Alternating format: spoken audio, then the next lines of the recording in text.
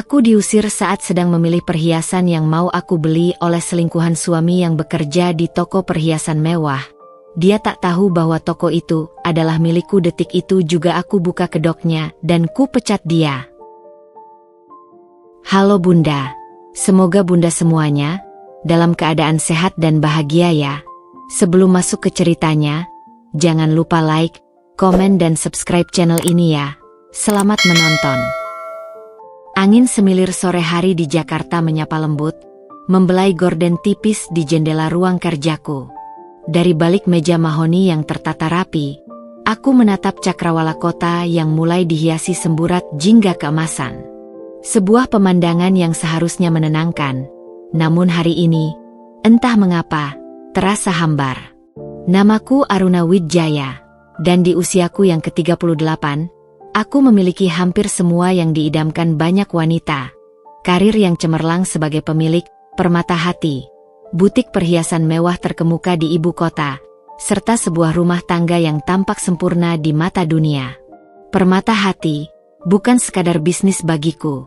Itu adalah napasku, jiwaku yang menjelma dalam kilaunya berlian dan keanggunan mutiara. Aku membangunnya dari nol, dengan keringat, air mata, dan dedikasi tanpa henti. Setiap sudut, setiap etalase, setiap koleksi adalah cerminan dari kerja keras dan impian masa mudaku. Dari sekadar toko kecil di pusat perbelanjaan, kini, Permata Hati memiliki 3 cabang eksklusif dan dikenal sebagai destinasi utama bagi para pencari perhiasan dengan cita rasa tinggi. Sukses adalah kata yang melekat erat pada namaku. Namun, di balik semua gemerlap itu, ada kerikil tajam yang perlahan mengikis pondasi hidupku. Kerikil itu bernama Dimas Aditya, suamiku. Kami sudah menikah selama 10 tahun. 10 tahun yang diwarnai tawa, cinta, dan janji-janji setia. Dimas adalah seorang arsitek handal, dengan portofolio proyek-proyek prestisius yang tak kalah mentereng dariku. Kami adalah pasangan ideal, kata teman-teman. Pasangan kekuatan, saling melengkapi. 5 tahun pertama pernikahan kami adalah surga. Dimas yang hangat, penuh perhatian, dan selalu punya cara untuk membuatku merasa spesial. Aku masih ingat bagaimana dia akan membawakan bunga mawar setiap Jumat sore, atau mengirimiku makan siang kejutan di butik. Kami sering menghabiskan malam minggu dengan obrolan ringan di sofa, merencanakan masa depan, dan sesekali bertengkar kecil yang berakhir dengan pelukan hangat. Namun, perlahan, kilau itu memudar. Entah sejak kapan, perubahan itu terjadi secara gradual, nyaris tak terasa di awal. Dimas mulai pulang larut, alasan proyek mendadak menjadi lagu wajib. Pesan singkat dariku seringkali dibalas singkat, bahkan terkadang tanpa balasan. Hadiah-hadiah kecilnya menghilang, digantikan dengan permintaan maaf yang kering. Dia lebih sering menghabiskan waktu di ponselnya, tersenyum sendiri entah pada siapa, dan tatapannya padaku. Tatapan itu kini terasa kosong, seperti melihat orang asing. Aku mencoba memahaminya. Tekanan pekerjaan mungkin. Proyek besar pasti menyita energinya. Aku berusaha menjadi istri yang suportif, tidak banyak menuntut, dan selalu siap sedia. Aku menyiapkan makanan kesukaannya, memastikan pakaiannya rapi, bahkan sesekali menyempatkan diri mengunjunginya di lokasi proyek, hanya untuk memberinya semangat. Namun, setiap usaha kecilku terasa seperti menabrak dinding tak kasat mata. Dia selalu terlihat sibuk, atau lelah, atau entah bagaimana caranya menghindari kontak mata terlalu lama. Puncaknya adalah ulang tahun pernikahan kami yang ke-9. Aku sudah menyiapkan makan malam romantis di rumah, dengan menu spesial dan lilin-lilin beraroma. Aku bahkan membeli gaun baru yang indah. Tapi Dimas pulang pukul 11 malam, dengan wajah letih dan aroma parfum wanita samar-samar menempel di bajunya. Ia hanya mengucapkan, "Selamat ulang tahun pernikahan," dengan nada datar, tanpa senyum, tanpa pelukan. Mawar merah yang kubeli sendiri untuk ditaruh di vas pun terasa mengejek. Malam itu, aku tidur sendirian, memeluk bantal yang basah oleh air mata, bertanya-tanya, di mana Dimas yang dulu? Di mana cinta kami? Kini, mendekati ulang tahun pernikahan kami yang ke-10, ada secercah harapan kecil dalam diriku. Mungkin saja, Dimas akan kembali seperti dulu. Mungkin dia hanya sedang melewati fase sulit. Aku bertekad untuk membuat perayaan kali ini istimewa. Sesuatu yang bisa mengingatkan kami berdua akan semua yang telah kami lalui. Aku ingin menemukan perhiasan yang sempurna, yang bisa menjadi simbol pembaharuan janji kami. Sebuah langkah kecil, mungkin. Tapi aku ingin percaya bahwa kilau itu, meski memudar, belum sepenuhnya padam. Pagi hari di butik Permata Hati selalu memiliki aura tersendiri. Aroma segar pembersih kaca berpadu dengan wangi bunga lili dari vas besar di lobi, menciptakan suasana elegan yang menjadi ciri khas toko kami. Cahaya matahari pagi menembus jendela besar, membiaskan spektrum warna pelangi dari setiap sudut etalase berisi berlian, zamrud, dan safir yang berkilauan. Ini adalah duniaku, sebuah kanvas kemewahan yang kubangun dengan setiap tetes keringat dan jiwa. Aku tiba lebih awal dari biasanya, bahkan sebelum sebagian besar staf. Ini kebiasaanku, memeriksa setiap sudut butik, memastikan semua display perhiasan berkilau sempurna di bawah pencahayaan yang tepat, dan sesekali menyesuaikan tata letak cincin atau kalung agar tampak lebih memikat. Rutinitas ini selalu memberiku ketenangan, seolah aku bisa merasakan detak jantung bisnis yang kucintai ini berdegup seiring dengan detak jantungku sendiri. Setiap kilau adalah representasi dari kerja keras dan impian yang telah menjadi kenyataan. Hari ini, hatiku dipenuhi dengan tujuan yang jelas, mencari kado ulang tahun pernikahan kami yang ke-10. Bukan sembarang kado, tapi sesuatu yang bisa menyampaikan pesan yang tak terucap, pesan tentang harapan dan cinta yang masih ingin kuperjuangkan. Setelah 9 tahun yang perlahan meredup, aku masih ingin percaya pada janji yang pernah kami ukir bersama Dimas. Koleksi baru kami yang baru tiba dari Belgia menjadi target utamaku. Aku tahu persis di mana mereka diletakkan. Ada set kalung dan anting berlian berwarna champagne dengan potongan cushion cut yang sangat indah. Desainnya klasik namun tetap modern dan mewah. Atau mungkin, cincin safir biru tua berukuran besar, dikelilingi taburan berlian kecil di sekelilingnya, mengingatkanku pada mata Dimas yang jernih saat pertama kali kami bertemu di acara pameran seni 10 tahun lalu. Mata yang kini terasa jauh. Aku melangkah perlahan menuju etalase Signature Collection, area paling eksklusif di butik ini, di mana perhiasan-perhiasan paling langka dan bernilai tinggi dipamerkan. Di sana, seorang staf baru sedang merapikan display, gerakannya lincah dan cekatan. Namanya Luna Kirana, seorang wanita muda berusia pertengahan 20-an, dengan rambut sebahu berwarna gelap yang selalu tertata rapi dan sorot mata yang tajam, seolah menyimpan banyak rahasia. Ia direkrut sekitar 6 bulan lalu oleh Pak Budi. Tercium samar. Instingku sebagai wanita, sebagai istri, mulai berteriak kencang, menuntut perhatian. Sebuah peringatan samar berbunyi di benakku, semakin keras setiap detik. Namun, aku memilih untuk mengabaikannya sejenak, mencoba rasional. Mungkin aku terlalu sensitif. Tekanan pekerjaan yang berat di butik dan masalah rumah tangga dengan Dimas mungkin membuatku jadi paranoid, terlalu mudah mencurigai orang lain. Aku meletakkan cincin itu kembali ke baki dengan hati-hati. Meskipun keindahannya memukau, kini ada bayangan samar yang menyelimutinya, membuat kilauannya terasa dingin. Saya akan mempertimbangkannya, Luna. Terima kasih atas bantuannya. Tentu, Bu. Jangan ragu bertanya jika Anda butuh bantuan lebih lanjut. Luna tersenyum lagi, senyumnya kembali profesional. Namun ada semacam lapisan es tipis yang menyelimuti ekspresinya.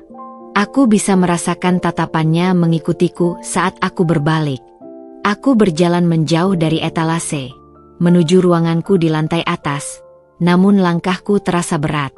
Sepanjang jalan, Pikiran tentang Luna dan tatapan anehnya terus berputar di benakku, seperti lalat yang berdengung mengganggu.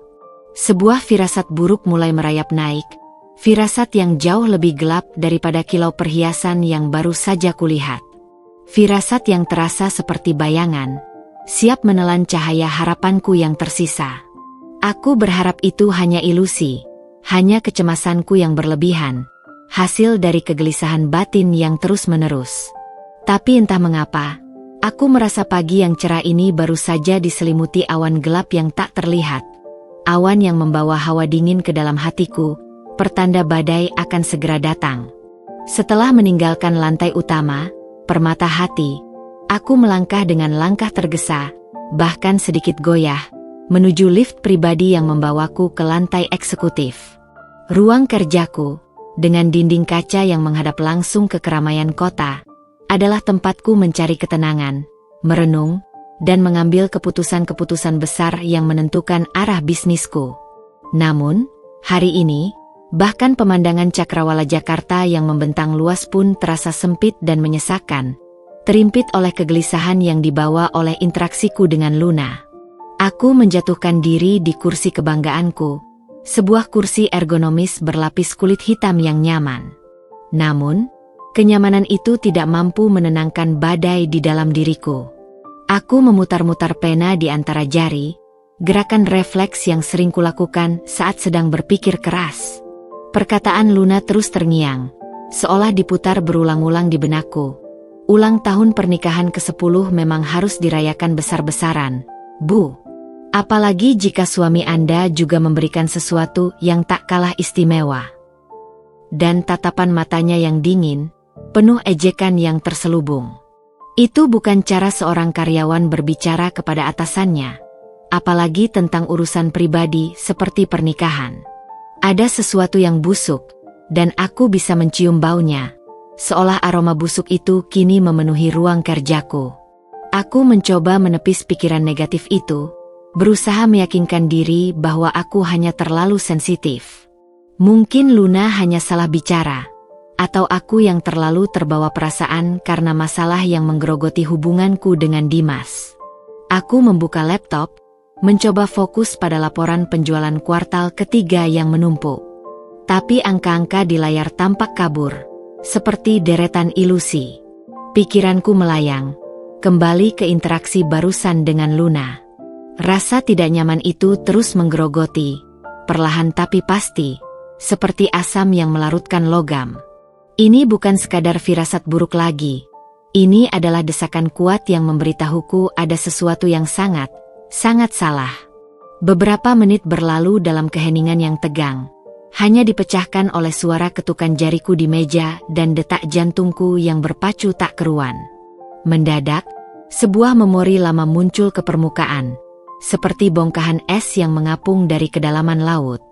Cincin berlian yang Dimas bilang hilang tahun lalu. Cincin yang sangat berarti bagiku, karena itu adalah cincin pertama yang kubeli sendiri dari keuntungan awal, permata hati, sebuah simbol kesuksesan awal kami. Aku memberikannya padanya sebagai hadiah kejutan di ulang tahun pernikahan kelima kami. Aku masih ingat bagaimana senyum Dimas mengembang saat melihat cincin itu, betapa bangganya ia mengenakannya. Tapi kemudian, ia bilang cincin itu hilang saat ia dalam perjalanan dinas ke Bali. Aku percaya. Saat itu, aku memang sedang sibuk sekali dengan pembukaan cabang kedua, jadi perhatianku terpecah. Aku tidak terlalu mendesaknya untuk mencari, hanya merasa sedih karena hadiah spesialku hilang begitu saja, dianggap musibah. Tiba-tiba, suara getaran ponselku di atas meja mengejutkanku, memecah kesunyian yang mencekam. Sebuah nomor tak dikenal muncul di layar. Aku ragu sejenak. Biasanya aku tidak mengangkat panggilan dari nomor asing jika tidak terlalu penting. Kehati-hatianku dalam bisnis membuatku cenderung memfilter panggilan seperti itu. Tapi kali ini, entah mengapa, ada dorongan kuat yang tak bisa kutolak untuk mengangkatnya.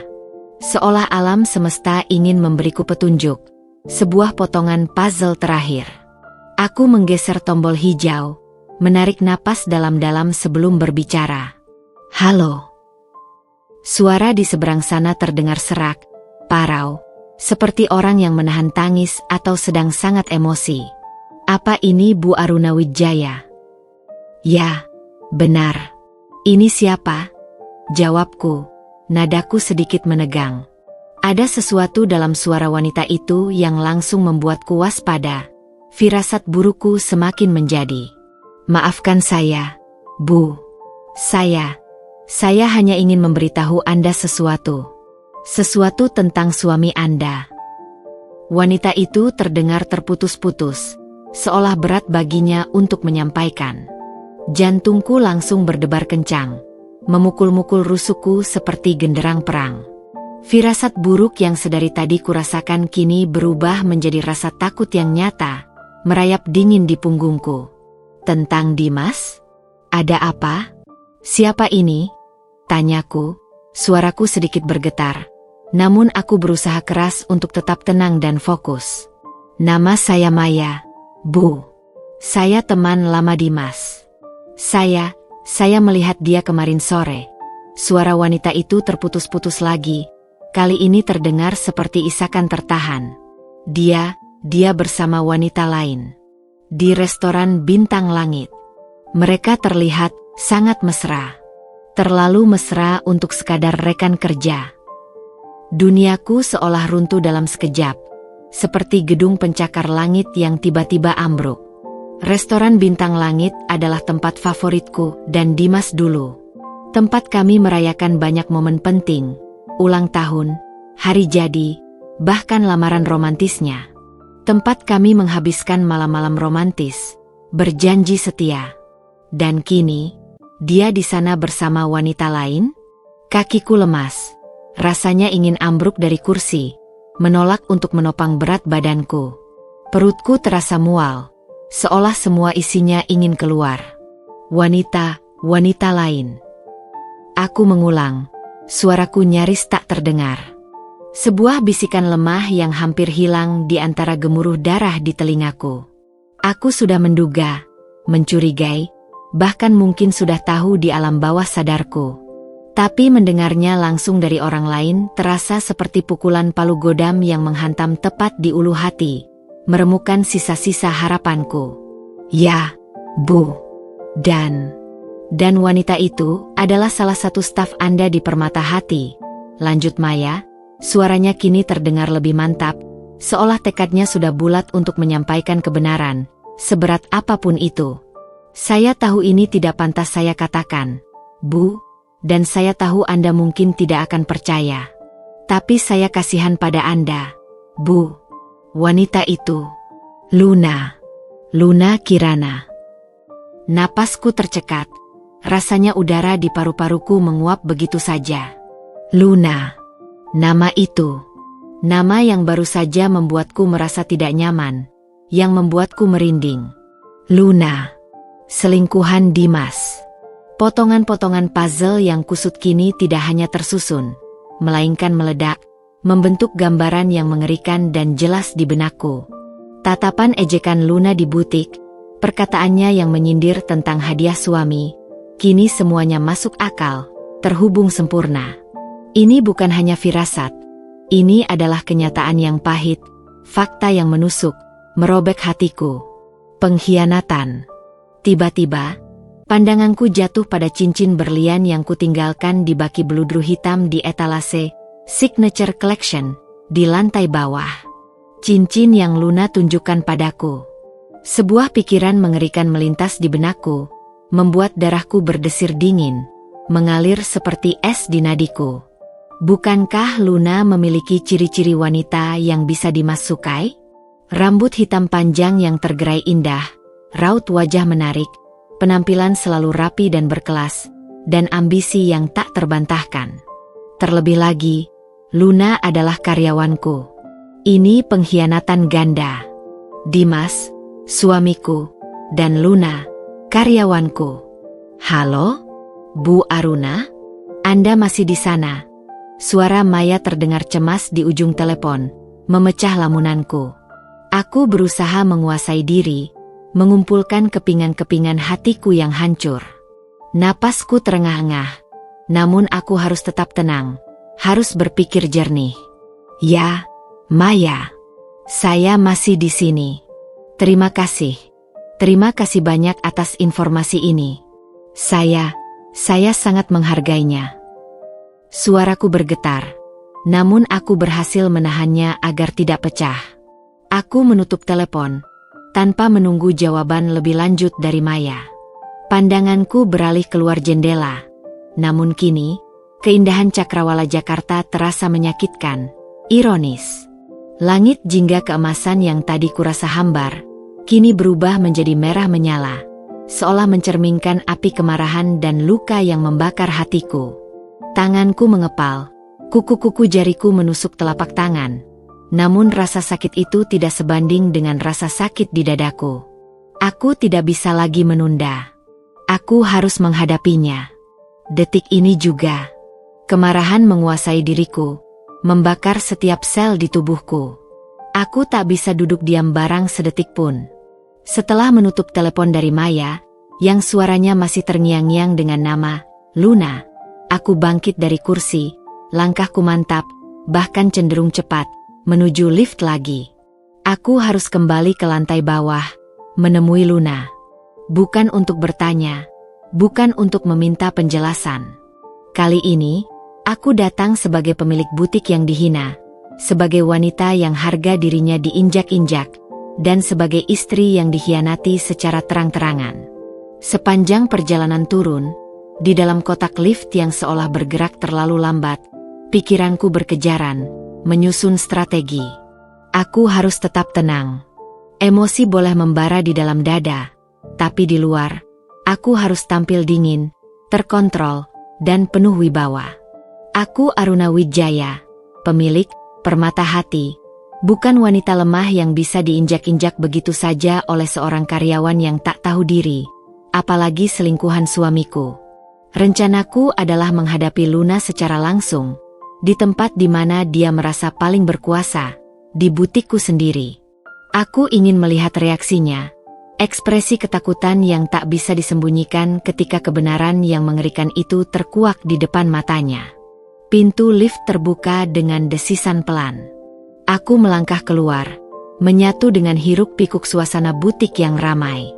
Langkahku mantap, lurus menuju etalase Signature Collection, di mana Luna terakhir kali kulihat. Suasana butik masih ramai, beberapa pelanggan terlihat sedang melihat-lihat perhiasan dengan dibantu staf lain. Suara tawa samar dan obrolan ringan memenuhi ruangan. Musik klasik mengalun lembut dari speaker tersembunyi. Ironisnya, menambah kontras yang mencolok dengan badai di hatiku. Mataku langsung tertuju pada Luna.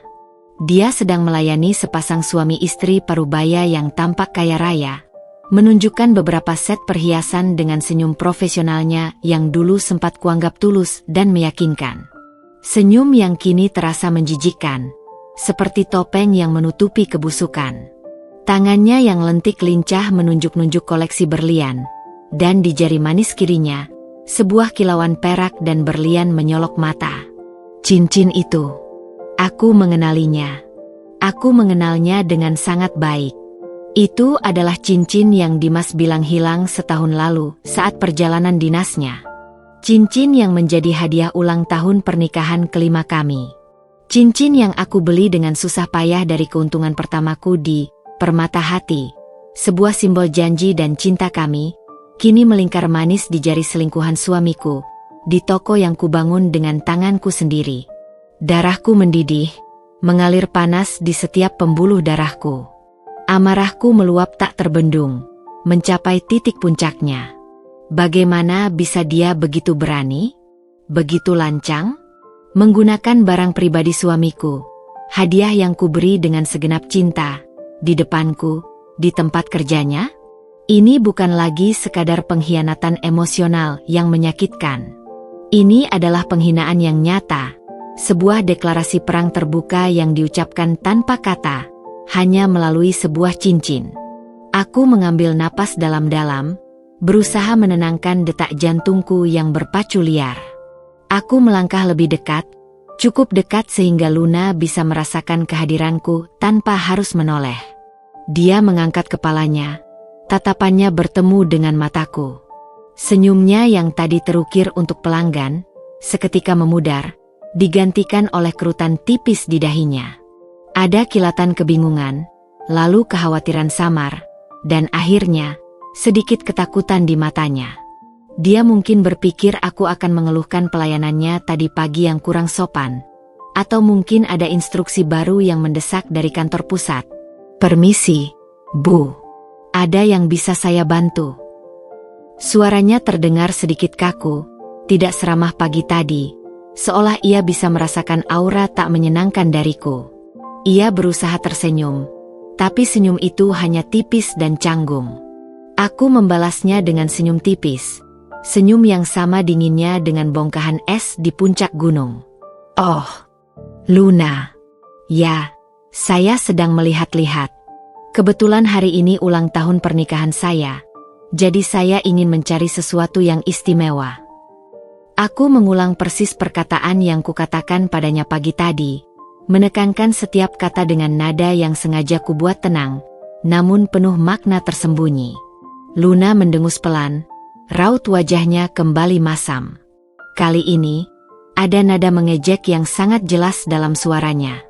Dia bahkan tidak mencoba menyembunyikannya lagi, seolah yakin aku takkan bisa berbuat apa-apa. "Cih, masih sempat-sempatnya Anda memikirkan perhiasan. Suami Anda saja sudah tidak peduli. Dia sudah punya yang lain." Mataku memicing. Jadi dia benar-benar berani? Dia ingin bermain api? Dia ingin menantangku? Baiklah, aku akan meladeninya. Aku tidak akan mundur. "Apa maksudmu?" tanyaku, nadaku rendah dan tajam, namun berusaha tetap tenang. Aku ingin membiarkannya menggali kuburannya sendiri lebih dalam. Aku ingin ia merasa di atas angin, sebelum kujatuhkan sejatuh-jatuhnya. Luna justru melipat tangannya di dada, senyum mengejek yang mengerikan terukir di bibirnya. Dia tampak begitu yakin, begitu jumawa, seolah kemenangan sudah di tangannya. "Sudahlah, Bu. Pulang saja. Anda tidak pantas berada di sini, apalagi membeli perhiasan mewah. Suami Anda sudah memiliki yang jauh lebih baik daripada Anda. Dan tahu tidak? Dia bahkan sudah menghadiahi saya cincin yang jauh lebih mahal dari semua perhiasan di sini." Dan disitulah dia melangkah terlalu jauh. Terlalu berani. Terlalu bodoh. Tangannya terangkat, jari manisnya yang dihiasi cincin berlian milik Dimas, menunjuk ke arahku dengan gestur mengusir, seolah aku adalah pengemis yang tak berhak berada di sana. Cincin itu berkilau mencolok, memantulkan cahaya di wajahnya yang penuh kesombongan. Itu adalah puncak gunung es pengkhianatan ini, bukti nyata yang tak terbantahkan. Cincin yang sudah kupastikan ciri-cirinya dari foto lama kami, yang kuberikan pada Dimas dengan segenap cinta dan harapan, kini menjadi senjata untuk mengusirku dari butikku sendiri, dari duniaku sendiri. Kemarahan yang sedari tadi kubendung, kini meledak di dalam diriku, membakar habis semua kesabaranku. Aku tidak akan membiarkan penghinaan ini terjadi lagi. Tidak di bawah atapku sendiri. Tidak dengan perhiasanku sendiri. Tidak dari seorang wanita yang bahkan tidak tahu siapa yang ia hadapi. Detik itu juga, keputusan final sudah kuambil. Aku akan membongkar semua kedoknya. Tidak hanya sebagai istri yang terluka, tapi sebagai pemilik yang berhak, sebagai wanita yang kuat. Tubuhku terasa dingin di luar, seolah seluruh energi panas telah terkuras habis oleh badai amarah yang menggelegak di dalam. Tapi di dalam, bara api kemarahan itu membakar setiap sel di tubuhku, memberiku kekuatan aneh. Mata Luna yang tadinya dipenuhi seringai sinis dan mengejek, kini mulai menunjukkan kilat kebingungan yang bercampur dengan ketakutan samar. Dia mungkin merasakan perubahan aura dari diriku, dari seorang pelanggan yang merajuk atau istri yang terluka menjadi seseorang yang jauh lebih berbahaya, seorang atasan yang siap menjatuhkan palu. Namun, dia masih belum sepenuhnya mengerti siapa yang sesungguhnya ia hadapi. Keangkuhannya masih melekat, seperti lapisan es tipis yang menutupi api, menunggu untuk dihancurkan. "Dengar, Luna," kataku, suaraku rendah dan tajam, penuh penekanan yang tak salah lagi. Aku sengaja tidak berteriak, tidak menunjukkan emosi yang meluap-luap yang bisa membuatnya merasa di atas angin. Justru dengan ketenangan yang menakutkan itu, aku ingin menguasai situasi, menguasai dirinya. Setiap kata yang keluar dari bibirku terasa berat, seperti ancaman yang tak terucapkan. "Sepertinya ada kesalahpahaman besar di sini. Dan kau sudah keterlaluan. Sangat keterlaluan." Luna mendengus, mencoba kembali ke mode sinisnya, meskipun ada nada goyah yang tak bisa ia sembunyikan dalam suaranya. Wajahnya sedikit pucat, tapi ia masih berusaha mempertahankan topeng beraninya. "Kesalahpahaman apa? Faktanya adalah Anda sudah tidak dibutuhkan lagi, Bu. Anda tidak pantas berada di sini. Toko ini tidak butuh pelanggan seperti Anda yang hanya buang-buang waktu dan mengganggu karyawan yang sedang bekerja." Dia bahkan tidak peduli dengan sepasang suami istri pelanggan yang masih berdiri di dekat kami, menyaksikan drama yang mulai terbentuk di depan mata mereka. Mereka tampak terkejut, saling pandang, dan beberapa staf lain di dekat situ mulai mencuri pandang ke arah kami. Aku menatapnya lurus di mata, menembus topeng tipis keangkuhannya. Senyum tipis yang dingin terukir di bibirku, tidak ada kehangatan sama sekali di sana. Ini saatnya. Permainannya sudah berakhir. Aku mengeluarkan ponselku dari saku blazer, dan kali ini, tanganku tidak gemetar sedikit pun. Jemariku bergerak lincah di layar, mencari nama kontak yang sangat kuhafal. "Pak Budi, manajer operasional Permata Hati." "Baiklah, Luna. Jika itu maumu," kataku. Suaraku menggelegar tenang di tengah keheningan yang tiba-tiba melanda area butik. Suara musik klasik yang tadinya mengalun lembut pun seolah meredup, menyisakan ketegangan yang pekat. Semua staf dan beberapa pelanggan yang tadinya sibuk dengan urusan mereka, kini menoleh, merasakan aura mencekam yang memancar dariku. Mereka mungkin bertanya-tanya apa yang sedang terjadi.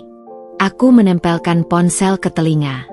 Detik-detik berlalu dalam ketegangan yang terasa mencekik. Luna memandangku dengan ekspresi campur aduk antara bingung dan sedikit mencemooh. Mungkin dia berpikir aku akan menelepon satpam untuk mengusirnya sendiri, atau menelepon suamiku untuk mengadu, berharap Dimas akan membelanya. Dia tidak tahu badai macam apa yang baru saja ia ciptakan, badai yang akan menelannya hidup-hidup. "Pak Budi," kataku begitu panggilan tersambung, suaraku jelas dan berwibawa, jauh dari kesan wanita yang baru saja dipukul telak dan hancur. Aku berbicara dengan nada seorang direktur yang memberi perintah tak terbantahkan. "Tolong segera datang ke lantai utama, sekarang juga. Ke dekat etalase Signature Collection. Ada hal yang sangat penting dan mendesak yang harus segera Anda tangani. Saya butuh Anda di sini, segera." Aku tidak menunggu jawabannya, langsung menutup telepon, memutus sambungan. Luna sedikit terlonjak kaget saat aku menutup telepon. Wajahnya yang tadinya memucat kini semakin kehilangan warnanya, berubah menjadi pucat pasi. Ia mungkin menyadari bahwa panggilanku bukan sekadar telepon keluhan biasa, melainkan sebuah perintah dari sosok yang berwenang. Ekspresinya berubah drastis dari sinis menjadi waspada, lalu perlahan, menjadi ketakutan yang nyata. Kerutan di dahinya semakin dalam, bibirnya sedikit terbuka, seolah ingin bertanya atau memohon, namun tak ada suara yang keluar dari tenggorokannya. Dia mulai menyadari bahwa ia telah melakukan kesalahan fatal, dan aku bukan sekadar pelanggan, seperti yang ia kira, melainkan seseorang yang memiliki kekuatan untuk menghancurkan hidupnya. Aku memberinya senyum dingin, senyum yang justru membuat Luna semakin menciut, mundur selangkah. "Sepertinya kau akan segera mengetahui sesuatu yang sangat menarik, Luna. Sesuatu yang akan mengubah seluruh harimu. Dan mungkin, seluruh hidupmu." Ketegangan di butik terasa begitu pekat, seolah bisa dipotong dengan pisau berlian. Suara musik klasik yang tadinya mengalun lembut kini terasa seperti soundtrack mencekam dari sebuah film drama. Semua mata tertuju padaku dan Luna. Luna sendiri tampak seperti patung lilin yang mulai meleleh di bawah terik matahari. Pucat pasi, matanya membelalak ketakutan. Namun masih belum sepenuhnya mengerti apa yang akan terjadi padanya. Sepasang suami istri pelanggan yang tadi dilayani Luna bahkan sudah berhenti melihat-lihat perhiasan. Fokus sepenuhnya pada drama yang mulai terbuka di depan mereka. Wajah mereka menunjukkan campuran rasa ingin tahu dan terkejut.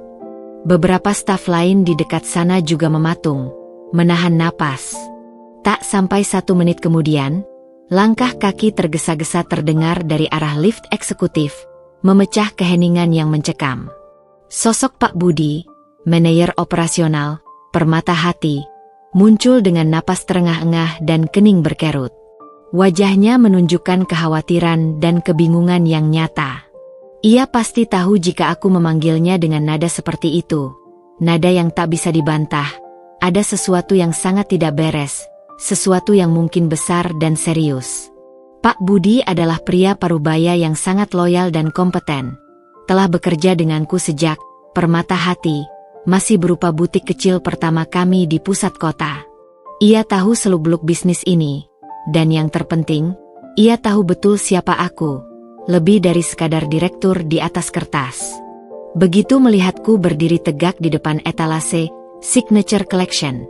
Dengan Luna yang tampak nyaris menangis di sampingnya, raut wajah Pak Budi langsung berubah drastis. Kekhawatiran bercampur dengan sedikit ketegangan. Ia segera menghampiriku, langkahnya dipercepat. Bu Direktur, sapanya dengan suara rendah, penuh hormat, namun ada nada bertanya yang terselip dalam intonasinya.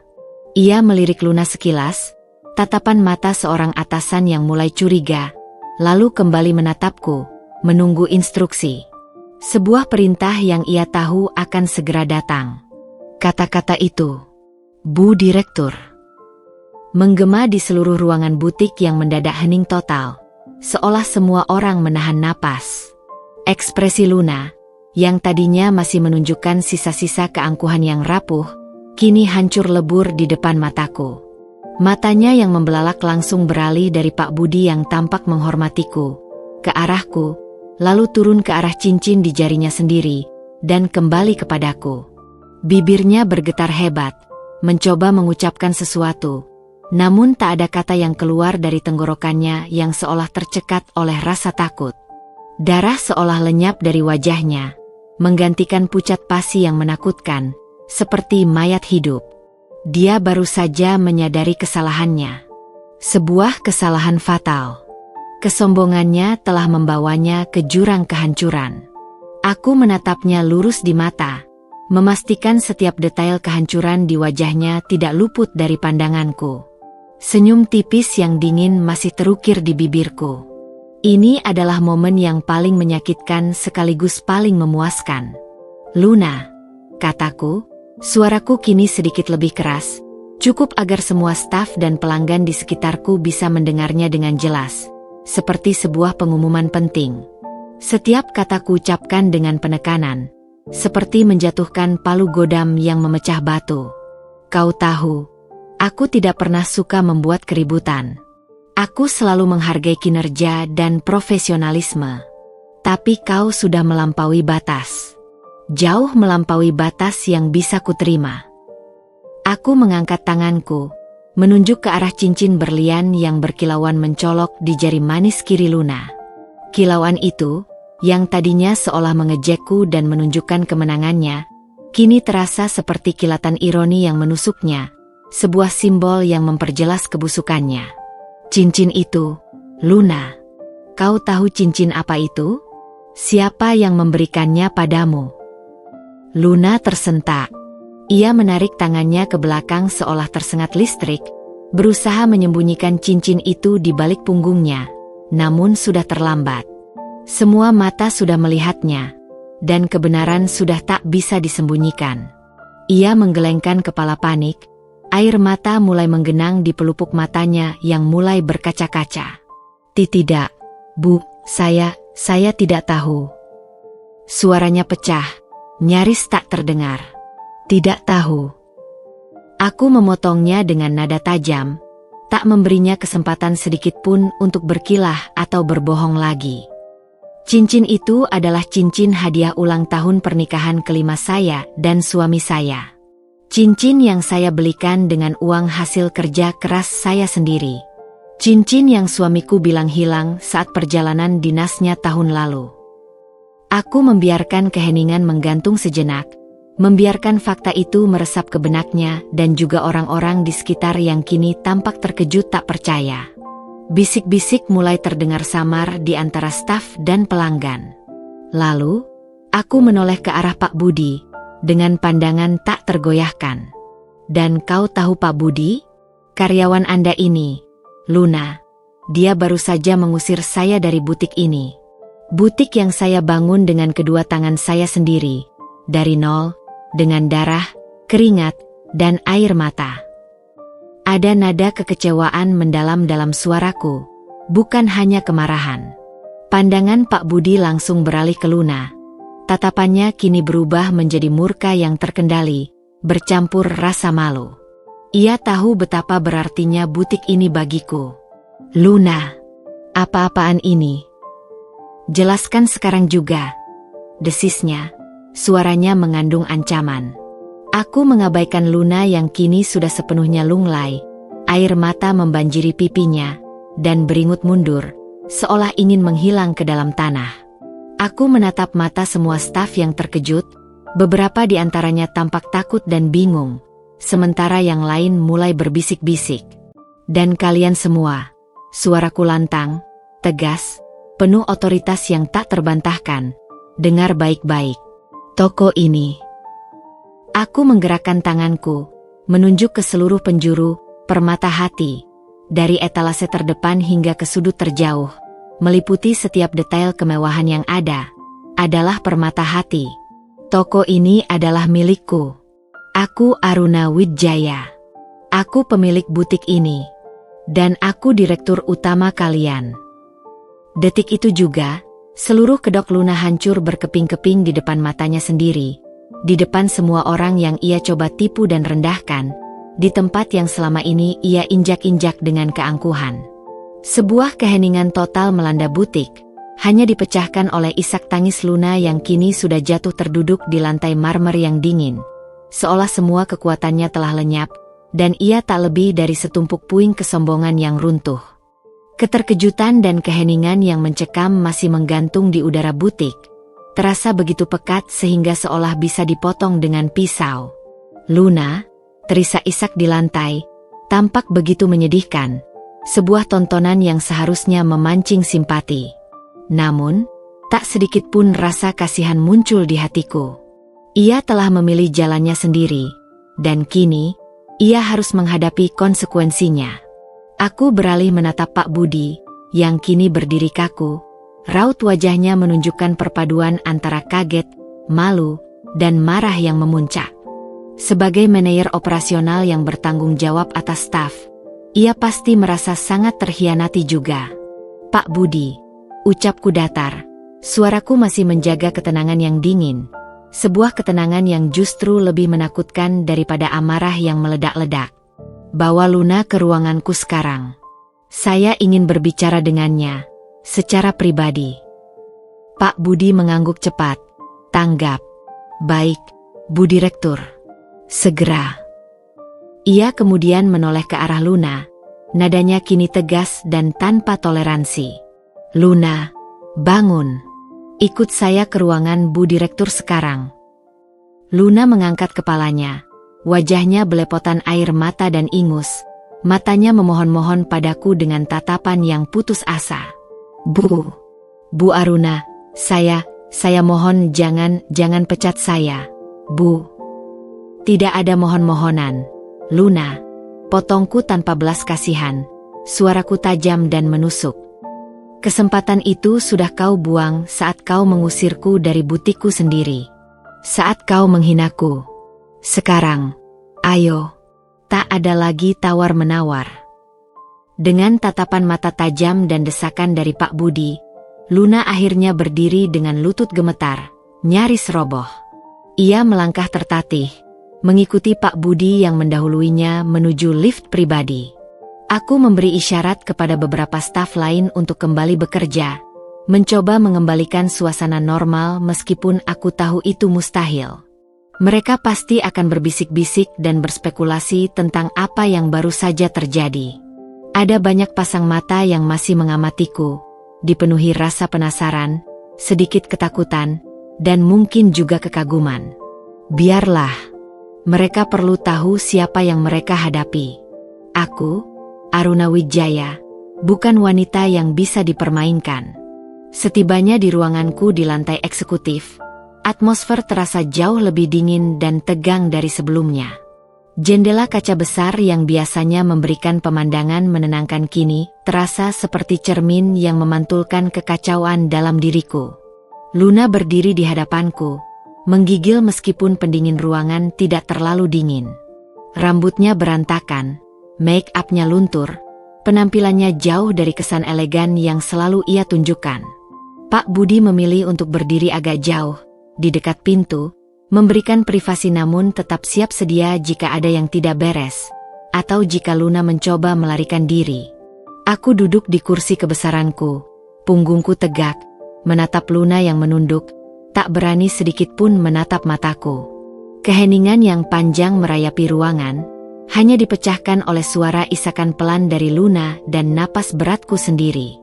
Aku ingin dia merasakan setiap detik ketegangan ini, setiap detik penyesalan yang seharusnya ia rasakan, merasakan betapa rendah dirinya saat ini. Jadi, Luna, aku memulai, suaraku sengaja kubuat pelan, nyaris berbisik, namun memiliki kekuatan yang menghantam, menembus sampai ke tulangnya. Kau tahu, butik ini, Permata Hati, adalah hidupku. Aku membangunnya dari nol. Setiap sudut, setiap perhiasan, setiap keberhasilan yang kita raih, itu semua adalah hasil kerja keras dan pengorbanan. Aku bahkan menganggap setiap karyawan di sini adalah bagian dari keluargaku. Dan kau berani menusukku dari belakang, dari dalam, seolah aku tidak ada artinya. Luna menggelengkan kepala, air matanya semakin deras membasahi pipinya. Tidak, Bu, saya tidak bermaksud, saya tidak tahu kalau Anda pemiliknya, maafkan saya, Bu. Tidak bermaksud. Aku mengangkat alis, mencibir dengan pahit. Tawa sinisku memenuhi ruangan. Tawa yang tak ada lucunya sama sekali. Kau mengusirku. Kau memakai cincin pernikahanku, cincin yang kubelikan untuk suamiku. Kau menghina pernikahanku. Dan kau pikir itu tidak bermaksud? Kau pikir aku ini siapa? Aku menunjuk ke arah cincin yang masih melingkar di jarinya yang gemetar. Lepaskan cincin itu. Sekarang. Letakkan di atas meja. Luna gemetar hebat. Tangannya terangkat perlahan, mencoba melepaskan cincin itu, namun seolah jarinya kaku, terlalu takut, atau mungkin terlalu malu. Ia tampak sangat malu dan takut, gerakannya canggung. Cepat, Luna, perintahku. Nada suaraku sedikit mengeras, tak lagi bersabar. Aku tidak punya waktu untuk drama ini. Dengan gemetar, Luna akhirnya berhasil melepaskan cincin itu. Dengan gerakan tertatih, ia meletakkannya di atas meja kacaku, seolah benda itu membakar jarinya, meninggalkan jejak panas di meja. Kilauan berlian itu kini terasa hampa, ternoda oleh kebohongan dan pengkhianatan yang telah ia lakukan. Aku mengambilnya, menggenggamnya erat dalam telapak tanganku. Rasanya dingin. Seolah semua kehangatan dan makna yang pernah kuberikan pada Dimas melalui cincin ini telah lenyap, digantikan oleh rasa jijik. Sekarang katakan padaku, Luna, kataku. Mataku menatap tajam ke arahnya, menusuk ke dalam jiwanya. Aku ingin setiap detailnya. Aku ingin tahu seberapa dalam luka ini. Sejak kapan ini terjadi? Sejak kapan kau dan suamiku bermain di belakangku? Setiap detailnya. Luna terdiam, bahunya bergetar hebat, dan ia terisak keras. Saya tidak bisa, Bu, saya mohon. Kau pikir kau bisa menyembunyikannya dariku? Aku tertawa sinis lagi, tawa yang terdengar sangat dingin dan menakutkan. Maya sudah menceritakan semuanya. Dia melihat kalian berdua di restoran bintang langit kemarin sore. Jadi jangan berani berbohong padaku. Katakan yang sebenarnya, setiap detail yang ingin kudengar, atau konsekuensinya akan lebih berat dari yang kau bayangkan. Aku bisa memastikan kau tidak akan bisa bekerja dimanapun di industri perhiasan ini lagi. Atau di industri lain. Pilihan ada padamu. Pak Budi, yang sedari tadi diam, kini melangkah maju sedikit. Kehadirannya menambah tekanan pada Luna.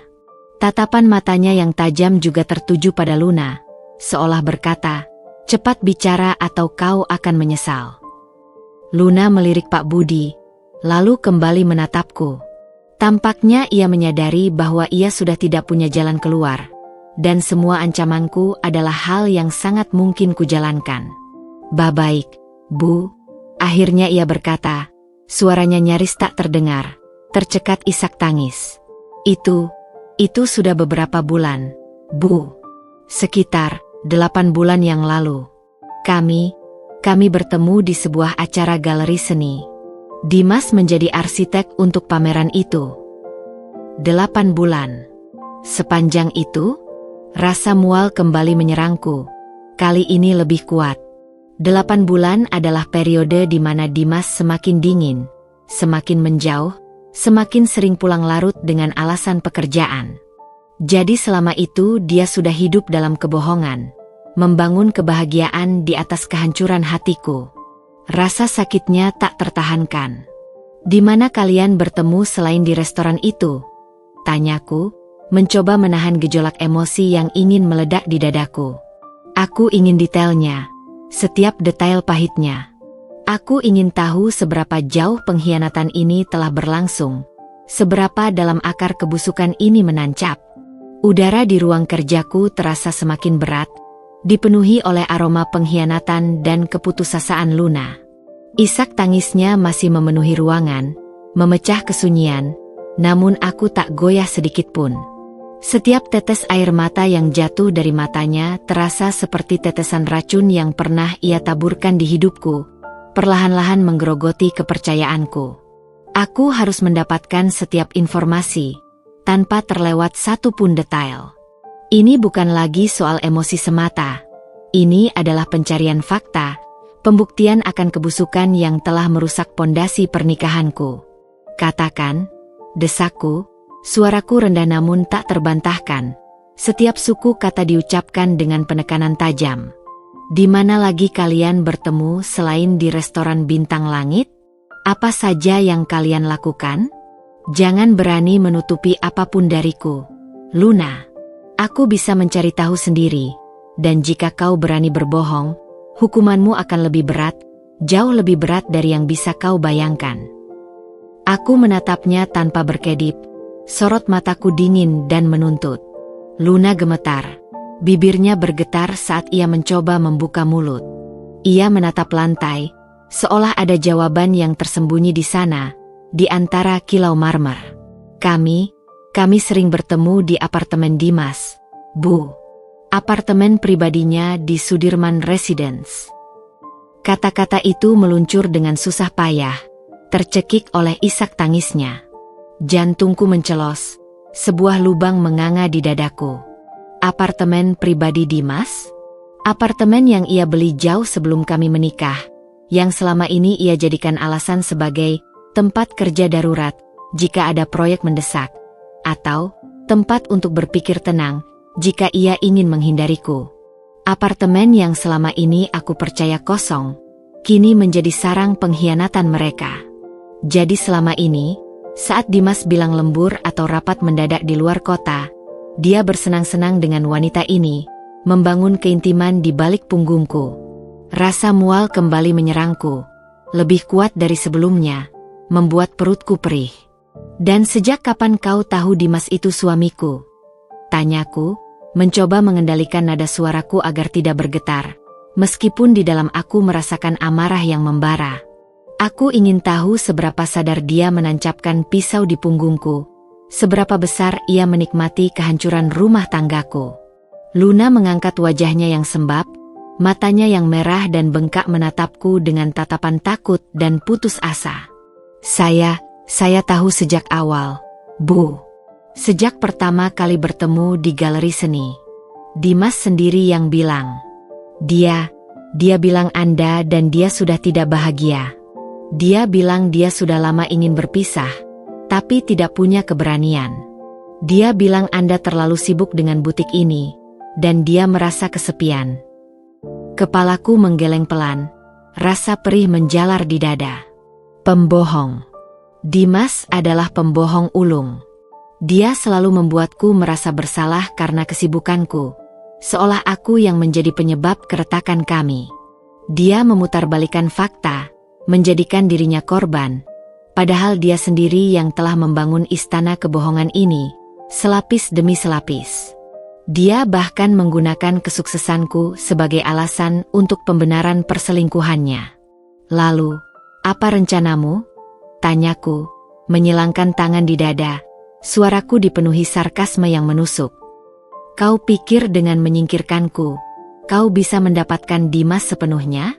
Kau pikir kau bisa menggantikan posisiku sebagai Nyonya Wijaya? Kau pikir kau bisa memiliki permata hati, kekayaanku, statusku? Luna terkesiap, seperti baru saja disiram air dingin. Matanya membelalak, menyadari bahwa aku telah membaca pikirannya, bahwa niat busuknya telah terkuak. Tidak seperti itu, Bu. Saya mencintai Dimas. Saya pikir dia mencintai saya. Suaranya melemah di akhir kalimat. Cinta? Aku tertawa sinis, tawa yang tak ada lucunya, hanya ada kepedihan dan kemarahan. Cinta tidak dibangun di atas air mata orang lain, Luna. Cinta tidak dibangun di atas pengkhianatan dan kebohongan. Cinta tidak mencuri kebahagiaan orang lain. Aku melangkah mendekat, berdiri di depannya, menunduk sedikit agar mataku sejajar dengan matanya yang ketakutan. Dan cincin ini, aku mengangkat tanganku, memperlihatkan cincin berlian milik Dimas yang kini ada di genggamanku. Ini bukan simbol cinta, Luna. Ini simbol dari kebodohanmu, keserakahanmu, dan kebodohan suamiku. Luna menunduk lagi, bahunya bergetar hebat, tubuhnya lunglai. Saya minta maaf, Bu. Saya benar-benar minta maaf. Saya tidak akan mengulanginya lagi. Permintaan maafmu tidak akan mengubah apapun, kataku dingin, tanpa sedikit pun belas kasihan. Kau sudah melangkah terlalu jauh. Kau meremehkanku, dan kau meremehkan apa yang aku miliki. Aku tidak akan membiarkan ini berlalu begitu saja. Aku melirik ke arah Pak Budi, yang berdiri tegak dan siap sedia di samping pintu, menatap Luna dengan pandangan tajam. Pak Budi, siapkan surat pemecatan Luna sekarang juga. Dia dipecat, dengan tidak hormat. Pastikan prosesnya sesuai prosedur dan tidak ada ruang untuk banding. Luna tersentak, mendongak kaget, matanya penuh kepanikan. Tidak, Bu. Jangan, Bu. Saya mohon. Saya butuh pekerjaan ini. Saya punya ibu yang sakit, Bu. Saya tulang punggung keluarga. Suaranya histeris, memohon-mohon. Seharusnya kau memikirkan itu sebelum kau bermain api, Luna. Balasku tegas, tak goyah sedikit pun. Hidup ini penuh pilihan, dan kau sudah memilih jalanmu. Dan untuk pengkhianatan yang kau lakukan, akan ada konsekuensi yang setimpal. Bukan hanya dari segi pekerjaanmu. Aku menoleh kembali ke Pak Budi. Dan satu lagi, Pak Budi. Saya ingin Anda memblokir semua akses Luna ke sistem dan database Permata Hati. Pastikan tidak ada data yang bisa dicuri atau disalahgunakan. Saya tidak ingin ada celah sedikit pun untuk dia merugikanku lebih jauh di masa depan. Luna semakin panik. Kini ia mulai terisak keras. Seluruh tubuhnya bergetar. Tapi, Bu, saya tidak akan bisa kerja lagi di mana-mana. Riwayat saya akan hancur. Itu bukan urusanku, Luna. Balasku tegas, suaraku sedingin es. Kau sudah memilih jalanmu. Sekarang, kau harus menanggung akibatnya. Aku mengakhiri pembicaraan itu. Tidak ada lagi yang perlu kubicarakan dengan Luna. Dia sudah membongkar semuanya. Setiap detail pahit yang ingin kudengar. Dan aku sudah mendengar cukup banyak untuk membulatkan tekad. Rasa sakit di hatiku memang luar biasa. Namun kini bercampur dengan kemarahan yang membara. Kemarahan yang memberiku kekuatan untuk bertindak. Bukan hanya sekadar meratapi nasib. Pak Budi, tolong urus dia, kataku, mengisyaratkan Luna. Pastikan dia meninggalkan butik ini sekarang juga, tanpa membawa apapun kecuali barang pribadinya yang ada di loker. Dan setelah ini, panggil suamiku. Aku ingin dia datang ke butik ini, sekarang juga. Katakan padanya ini sangat mendesak.